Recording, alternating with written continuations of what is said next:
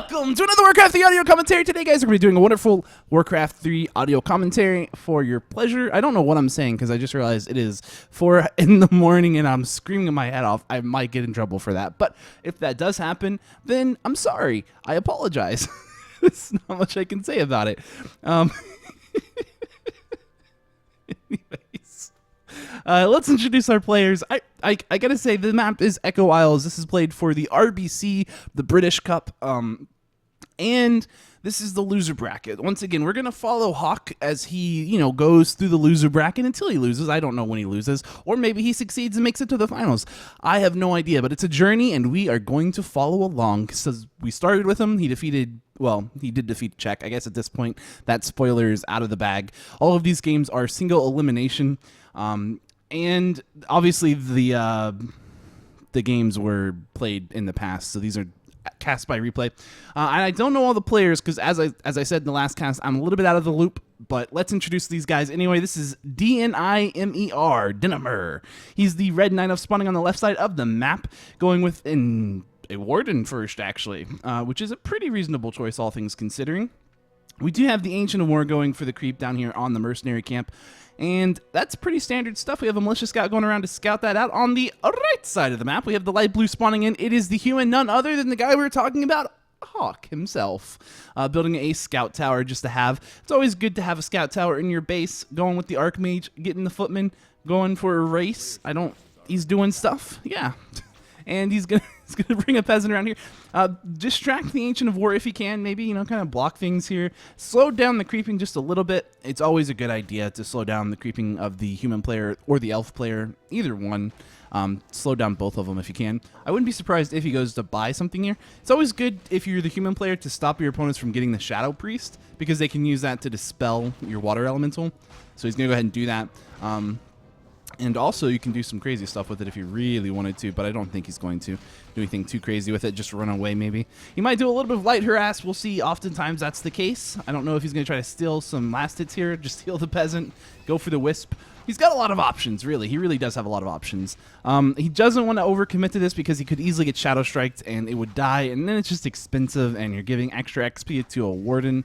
That's not the kind of thing you want to do because the Warden's already level 2 with Boots of Speed, so he can really start to chase stuff down, no problem at this point, and that's a little bit scary. Hopefully, for the Archmage's sake, he'll get Boots of Speed himself over here. I don't know. I would assume that's the item that he's looking to get from this camp, if all things considered, because the Warden chasing you down is really a problem. The Archmage, very low on life. You can see at level 2, 475 life, not quite a bit. Picking up Talisman of Evasion, not the greatest item. He'll probably just end up selling that, which isn't too bad because obviously getting a bit of extra money early on is always very, very useful. He does have 2 Forestro Shadow Priests at this point. And having that early on is also, not only is it good to prevent your opponent from abolishing magic on your water elementals, it's also really good because it allows you to heal yourself up, which lets you creep faster. Which sort of, the thing is normally elves will creep faster than a human player, even though human players have militia, and that's almost going to level out the advantage of having Ancient of War creeping. I don't think it really does because it costs the human more to do it, and it delays their tech a bit more than it delays the elf player. So if they can level that advantage out by having that heal, it's generally pretty good. Also, the other big thing about having that is one of the problems that you face against a Warden is that threat of having a hard time keeping your shit alive.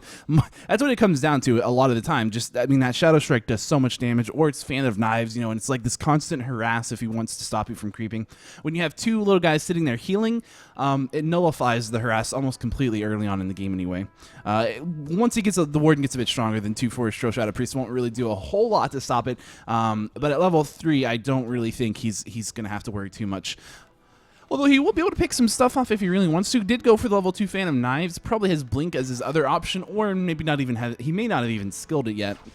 He may just be waiting. He will probably pick up Shadow Strike if he doesn't get surrounded. But if he does get surrounded, he can just pick up Blink and get out of there. So it's a pretty safe thing to harass. Also, he's got the Staff of Teleportation, which can be used if he does, not decide to go Blink. He could always use that to get out of a bad spot by being surrounded. But also, he can do that. He can use that to get back to his base, heal up, and then kind of continue the harass here, which is a thing we know. We always see people who are human players having a hard time getting that expansion up up if they're getting super harassed, and so that's kind of what we're seeing happen. He's going to bring some more units over here just to continue that harass if he can. Again, just trying to keep the human in the spot, trying to delay that expansion while he gets his own expansion up. I'm assuming, yep, the Tree of Life is walking down right now, and the Warden down as well. We're going to pick up a shop in Ancient of Wonders. It'll take a little bit, but halfway through the tech, having a Hunter Saw done as well, so he's probably going to go with the double Ancient of Lore once he picks up that tech. And sorry.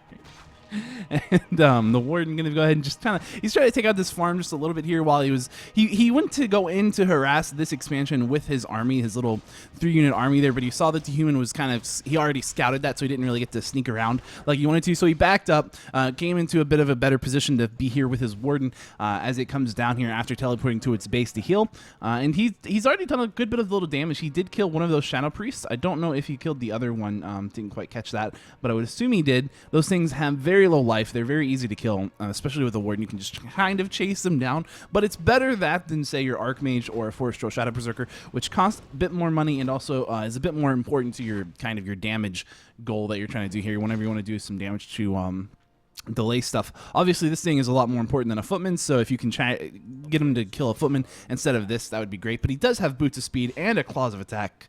I mean, he's very unstoppable at this point. He's about to have enough mana for another Shadow Strike, or a Fan of Knives here in a little bit as well, should he decide to. I don't think he's going to use a Shadow Strike. I don't think he needs it at all because he's got the Boots of Speed. He can just kind of chase units down very willy-nilly here. Is level 4, so we'll see what he's decided to do with that here in a little bit, probably once he has a bit more mana. But early on, really, he's probably going to be pretty happy just a Fan of Knives. And he went ahead and cast that Fan of Knives. It wasn't the greatest right here because it only hit 2 units, but he did that because he knew there was an Arcane Tower here. So he was going to run out of mana anyway.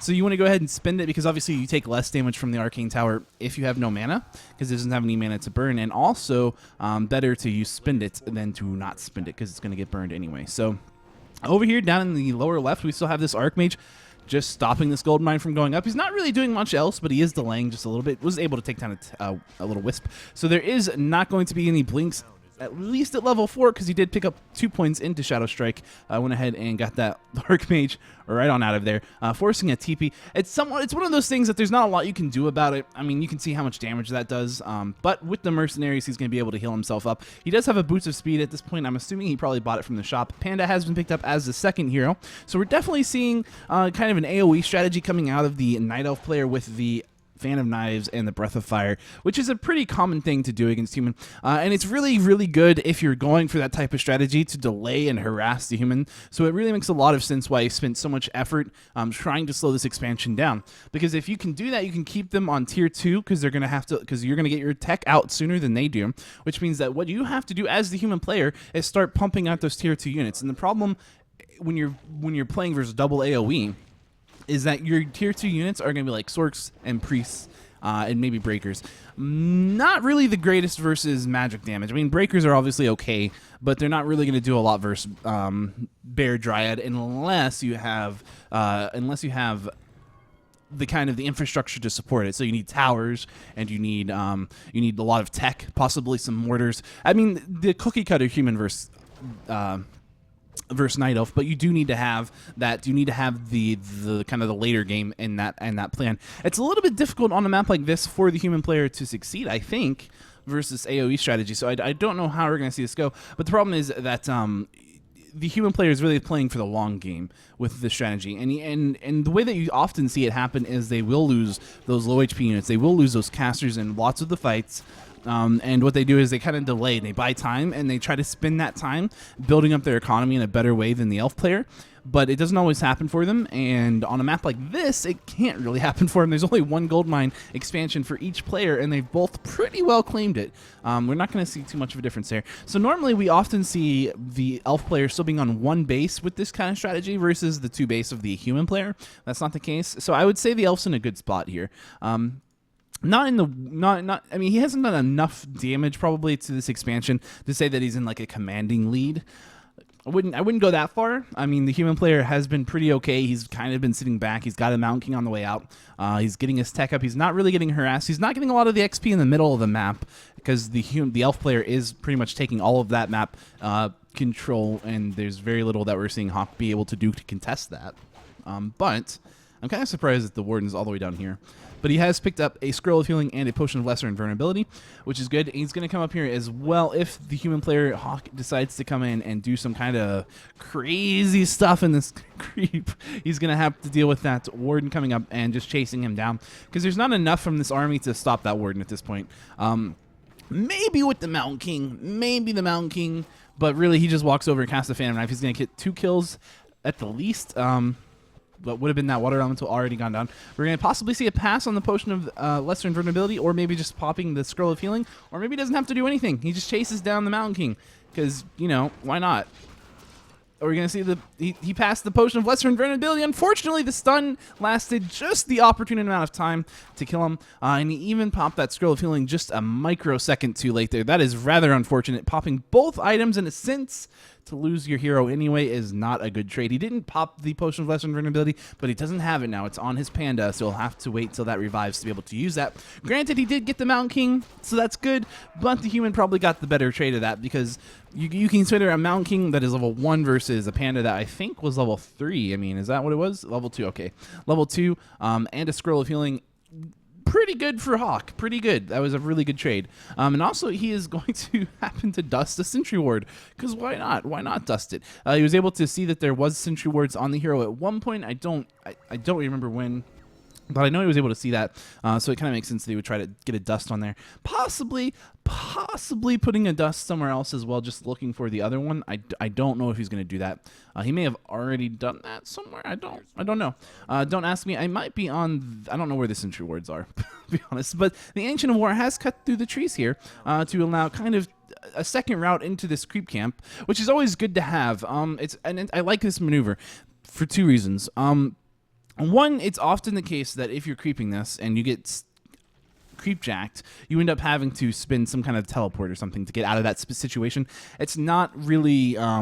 it's not good, because you're trapped on this side. They have an army, and you got like a fairly strong creep camp on your left. So now you have an escape. And the second reason that I like this is because if you're trying to defend this base, and let's say that you're not doing too hot, you can actually run back through this way and create a choke point, which is not generally something the elf wants, but it could be useful if they have the bears in front and the dryads in back. Depending on the situation, it's hard to imagine that being good for their positioning, but I could imagine a situation where the human's really trying to be super aggressive and then just ends up not being able to kill the dryads, even though they try to they really try to push in for those dryads or something, which you sometimes will see. So I like it. It's one of those things. It's just thinking in the future, maybe this is useful, maybe it's not so useful. But the one thing you can definitely say is that it's good in case he gets creep jacked. But it ended up not really mattering too much, as he didn't. Nonetheless, still a cool move. Also got the Ancient of War there a little bit faster, so he was able to tank that and creep it a little bit sooner. So I would say there's 3 good reasons for it, even though one of them might just be me kind of ruminating on it. The Archmage at level 3, the Mountain King, is going to be sitting at a solid... Can I find the Mountain King? Is he on the screen? Oh, he's over here. Also level 3. So 3/3 is not bad. He's trying to get level 4 on that Archmage, 5 XP off. He'll be able to get that from basically the next kill, which should happen anytime soon, possibly from this Archer or Dryad. Who knows? The Elf army, very much mostly Dryads at this point, so those mortar teams are going to be quite useful. We're going to see some nice AoE going right out. We have 5 on the Warden, 3 on the Bear. We do have some nice items as well.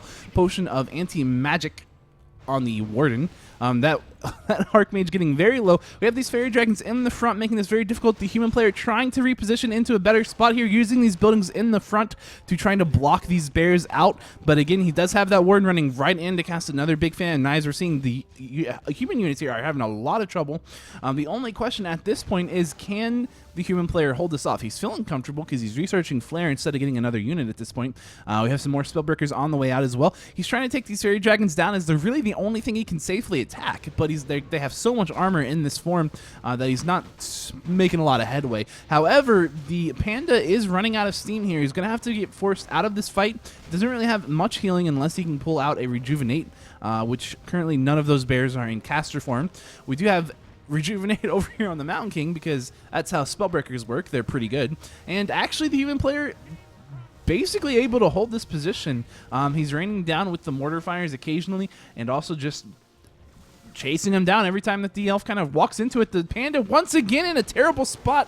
Where is the Staff of Preservation?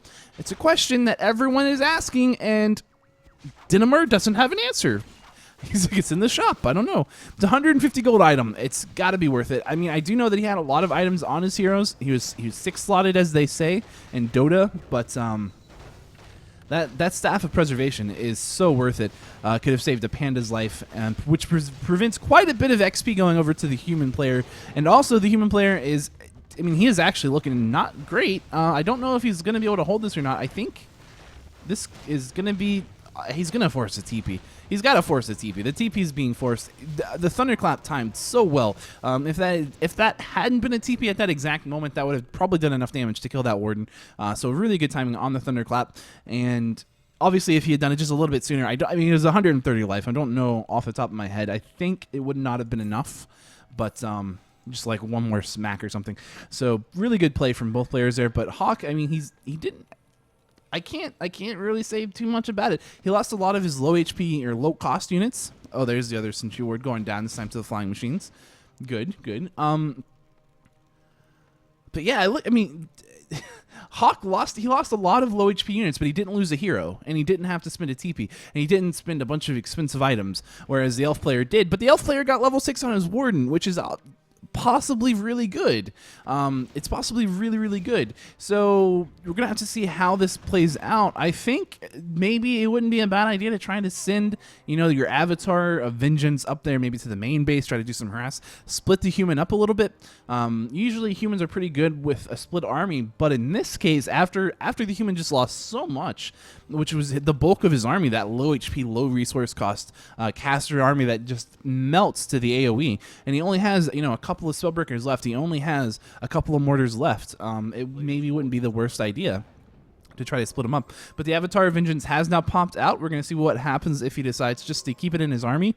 Nothing wrong with that, really. Perfectly reasonable approach. He's got a Scroll of Healing and a TP and a Potion of Lesser Invulnerability, Anti-Magic Potion, and a Mana Potion on that level 3 Panda. Clarity on both heroes. Well, okay, I thought there was a Clarity on the Panda. Maybe not. Clarity on the Warden at the very least. A Scroll of Healing, Boots of Speed, Claws of Attack. I say sell the Claws and get a Staff of Preservation.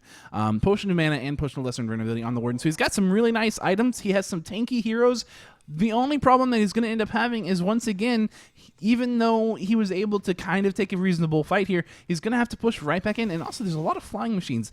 Just to show you how much Hawk was struggling versus those fairy dragons, he decided, you know what, it's worth it to make a bunch of flying machines, which is 1 food each. That's 5 food. It's kind of a lot when you're, you know, that's going to be 2 Sworks, or a priest and a Swork, or 2 priests. It's kind of a big deal to have that, or, you know, a Spellbreaker and a priest. 5 flying machines does matter when you're in this sort of position. Look how down to the wire this is. Look how close this is. It's looking really bad for Hawk, in fact. I don't see how Hawk can come back from this. I'm gonna be really honest. I think he might. This might be the end of the line. He's gonna say GG. All right. Well, there you go. GG to Hawk. I'm confused by that because I think we have more replays of Hawk. So maybe I don't know how the tournament works. Let me look into that, and I'll tell you next game. But I think we are going to watch another Hawk game after this, because why not? Maybe this wasn't the loser bracket round after all. Let me take a peek.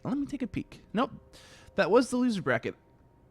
And he's in the loser bracket for more games.